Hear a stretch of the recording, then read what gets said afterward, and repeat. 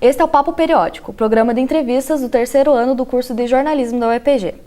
Está em discussão o projeto de lei número 6.299, que a proposta foi criada em 2002 pelo atual ministro da Agricultura, Pecuária e Abastecimento, Blairo Maggi, do PP.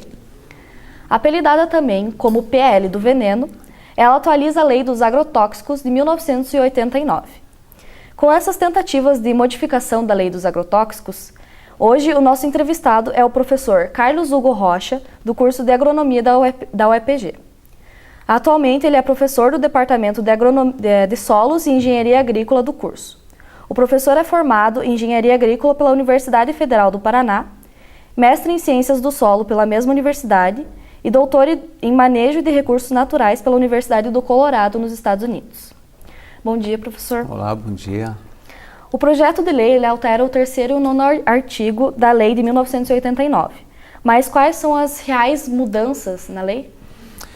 Olha, a gente pode falar, né, mais especificamente da lei. A Lei de 89, ela é interessante porque ela foi uma lei feita num momento importante do Brasil, que marca a transição, né, da década de 80 da ditadura e o fim da ditadura militar, do governo militar, para uma sociedade, né, principiando a reaprender a democracia. E todo o movimento social e a organização, tanto política, dos agricultores e também dos pequenos agricultores em particular, né? O movimento pela reforma agrária que inicia nesse momento, e também a própria classe agronômica, né? O movimento dos engenheiros agrônomos fizeram renascer uma busca por uma nova forma de fazer agricultura e uma regulamentação do uso dos agrotóxicos naquele momento. E isso culminou com uma lei que restringiu, que modificou a lei anterior, era da década de 30, então nós ficamos, né, antes mesmo da invenção dos modernos pesticidas, já existia, né, uma lei que regulamentava o uso de determinados produtos agrícolas e era a base da lei anterior. Então foi feita toda uma movimentação, uma campanha, né, para isso, para criar essa nova lei. Essa mudança agora, ela é uma tentativa de facilitar, acima de tudo, o registro de produtos, de novos produtos que não são usados no Brasil ou que não podem ser usados no Brasil porque não estão regulamentados aqui. Por que isso é importante, né? Acho que os agrotóxicos são, acima de tudo, substâncias extremamente perigosas. Elas são moléculas sintetizadas quimicamente que não existiam na natureza, que não fizeram parte, ou não fazem parte do processo evolutivo natural e, portanto, é um risco muito grande, né, a utilização desses produtos e a lançar essas moléculas, porque elas são, por não serem degradadas ou levarem muito tempo para ser degradadas, elas entram nos ecossistemas, elas entram na água que a gente bebe, ela contamina os alimentos que chegam à nossa mesa, elas entram nos ecossistemas e vão para os rios e contaminam a água, né? Elas entram nas cadeias alimentares dos rios e contaminam os peixes, né? Ou então contaminam os animais, né, na natureza em função desses problemas. E contamina também o próprio agricultor que usa esses produtos, tanto é que esses problemas são muito graves, né, no Brasil. Portanto, a modificação da lei, né, o objetivo é simplesmente, né, facilitar o registro de novos produtos no Brasil, com a desculpa ou com o argumento de que isso é bom para o país, porque vai facilitar, vai modernizar. Isso não é verdade. O que está por trás de tudo isso, né, é uma contracorrente do que nós estamos vendo em todos os países do mundo, em todos os países onde existe um pouco mais de democracia, existe um pouco mais de participação da sociedade, onde as classes dirigentes do país e as instituições que o país tem para esse controle estão a serviço, acima de tudo, do cidadão, da sociedade. E no nosso caso é uma facilidade para vender mais, para fazer com que mais produtos cheguem ao campo e, portanto, à nossa mesa, e é uma facilidade, né, para, obviamente, que representa interesses econômicos de quem vende esses produtos, acima de tudo isso. Alguns dados da Organização Mundial da Saúde mostram que intoxicações de agrotóxicos são de 3 milhões anuais. E desses 3 milhões, 2,1 milhões acontecem nos países que estão em desenvolvimento. 20 mil pessoas morrem no mundo por causa da intoxicação e 14 mil elas acontecem em nações do terceiro mundo. Existe alguma razão para que essas mortes aconteçam nesses países? Duas razões principais. A primeira delas é que nos países menos desenvolvidos o controle da sociedade, ou seja, o serviço público que faz esse controle, nos países desenvolvidos ele é mais eficiente. Existem profissionais bem remunerados e instituições que foram sendo capacitadas para exercer as diferentes formas de você controlar, monitorar o uso e o risco desses produtos. A gente não pode perder de vista isso. São substâncias extremamente perigosas. Então, a mudança ou essa nova facilidade para o registro permite que mais produtos possam chegar então ao comércio, mais produtos possam ser utilizados e nós não temos essa capacidade de utilização. Nos países, a segunda razão para isso é que nos países mais desenvolvidos tem mais educação. O consumidor sabe que o agrotóxico é perigoso. Então, ele naturalmente vai buscar e vai exigir produtos com menor uso. E também, os agricultores têm uma qualificação educativa maior.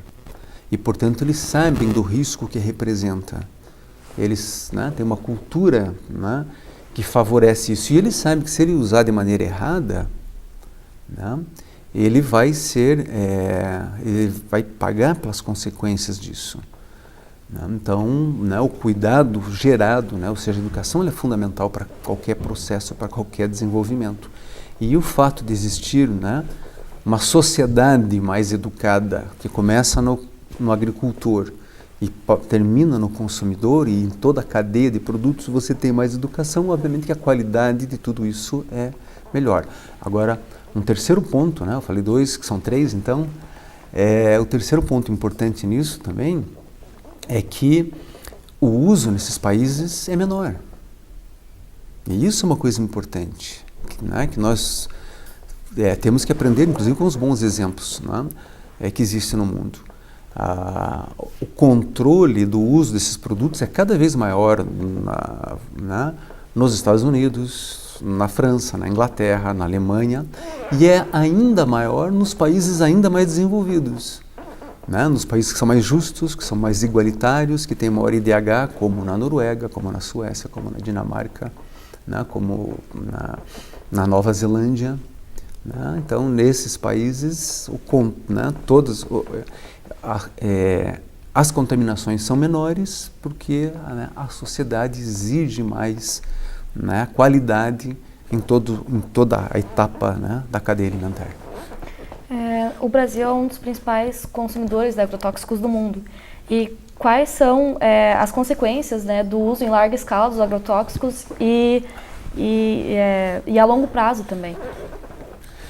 Então, essa é a raiz de todo o problema e é o que nós precisamos cada vez mais no nosso país entender esse risco e entender as razões por que isso ocorre, porque se a gente entende o risco, entende a razão por que elas ocorrem, a gente pode encontrar soluções que são mais objetivas, mais concretas em função dessa dinâmica.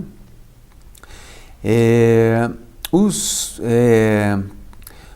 riscos principais associados, eu já expliquei em relação à questão da formação das moléculas.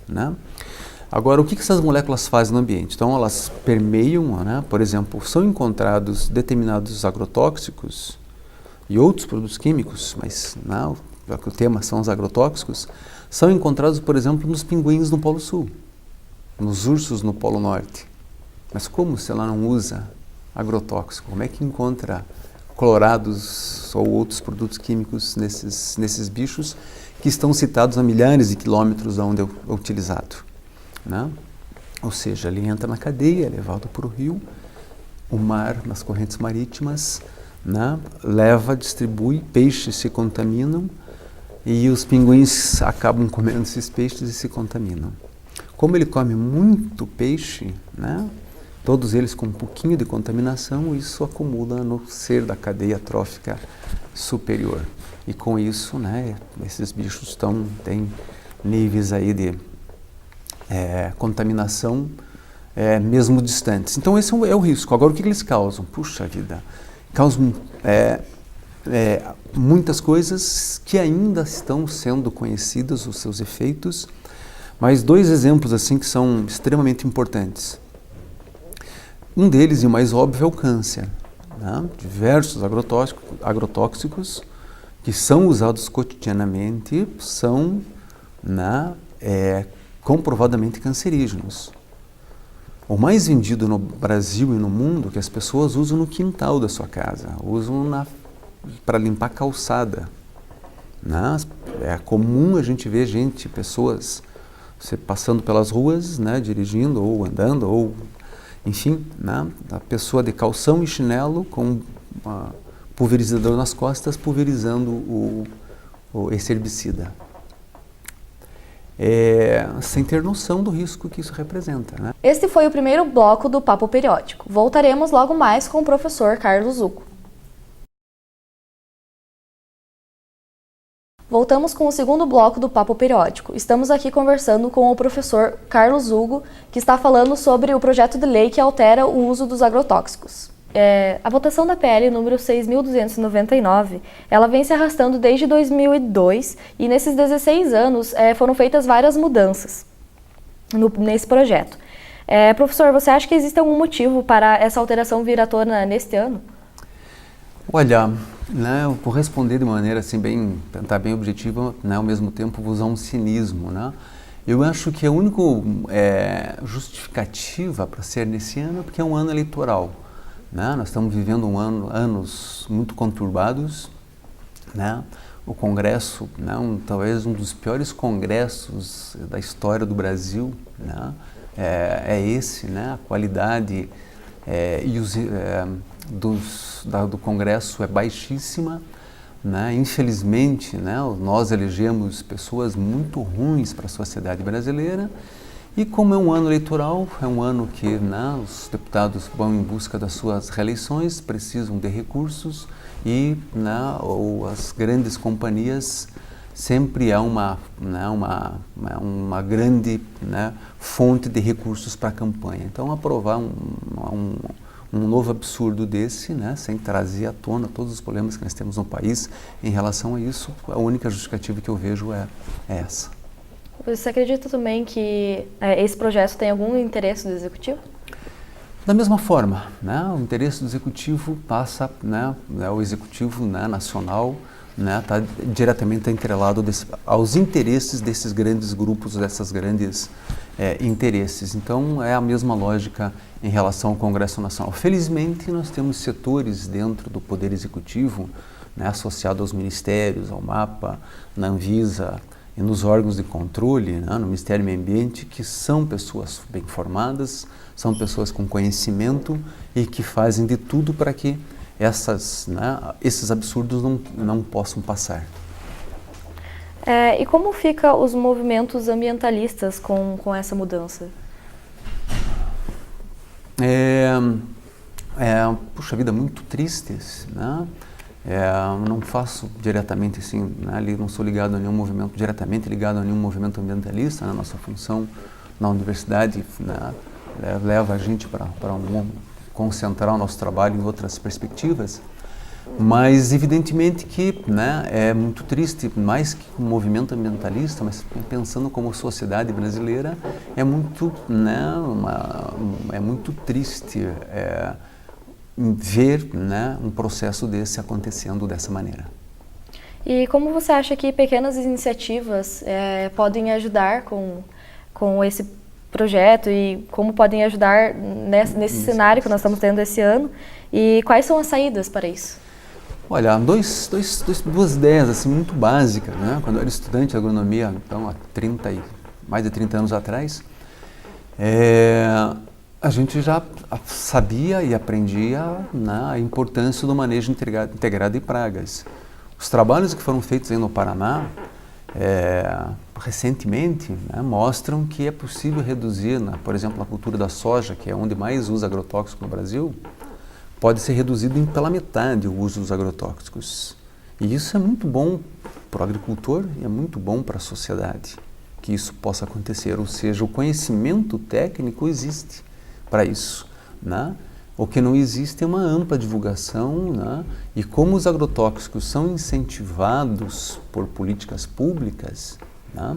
Eles têm redução de impostos para serem utilizados, eles têm redução de uma série de impostos na cadeia que facilitam a utilização ou incentivam a utilização, eles são utilizados em larga escala e uma tecnologia básica de manejo integrado de pragas é pouquíssimo utilizado, apenas os agricultores mais competentes e mais conscientes utilizam essa metodologia. O segundo ponto, que seria talvez o ponto de futuro, né, mas que já existem experiências muito bacanas, inclusive aqui em Ponta Grossa, são as pequenas propriedades e o potencial que elas têm para produzir serviços ecológicos, como água de qualidade, preservar a biodiversidade e, ao mesmo tempo, produzir alimentos orgânicos. São iniciativas que estão crescendo, nós temos uma rede, nós participamos pela universidade, de apoio a uma rede de cerca de 500 agricultores familiares que são ou orgânicos ou então estão em conversão para a agricultura orgânica. Esses agricultores produzem pequenas áreas, né, uma quantidade de alimentos suficiente para ter um nível de renda ou de vida adequado e estão prestando um serviço enorme à sociedade e estão produzindo alimentos com qualidade sem o uso de agrotóxicos. Essas experiências precisam ser multiplicadas, né, no Paraná, no Brasil, e o Brasil é o país com o maior potencial agrícola do mundo, principalmente para produzir esse tipo de alimento em larga escala e, obviamente, né, isso seria extremamente viável nas pequenas propriedades, mas também, né, existe um potencial para que essas tecnologias se expandam para propriedades cada vez maiores, desde que a gente tenha, né, mais investimento, mais políticas públicas que incentivem isso. As nossas políticas públicas, o dinheiro público no Brasil, que é importante isso, né, eles favorecem, eles estimulam a agricultura convencional e a grande quantidade de agrotóxicos que a gente utiliza no país. Nós agradecemos a presença do professor Carlos Hugo, que falou sobre os agrotóxicos. E o senhor gostaria de deixar algum último comentário ou uma consideração final para nós encerrarmos a entrevista? Talvez assim, uma mensagem importante, né, é exatamente essa, né, que quando a gente for consumir alimentos, né, a gente procure consumir alimentos orgânicos. Essa é, acho, talvez a mensagem mais importante de toda essa nossa conversa, porque se eu estou consumindo alimento orgânico, eu estou contribuindo para tanta coisa diferente acontecer.